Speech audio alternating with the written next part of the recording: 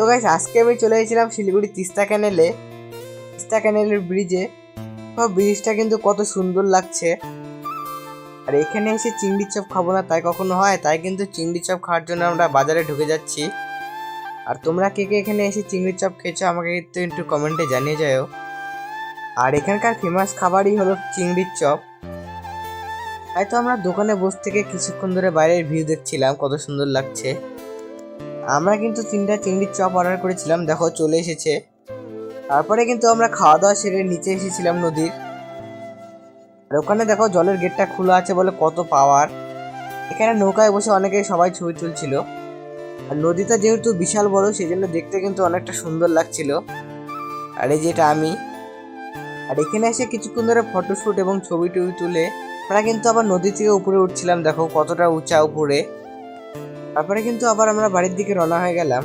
আর গাজলডোবার ব্রিজটা আমরা কিন্তু এর আগে দেখেছি, সেই জন্য আর ব্রিজটাতে নামা হয়নি।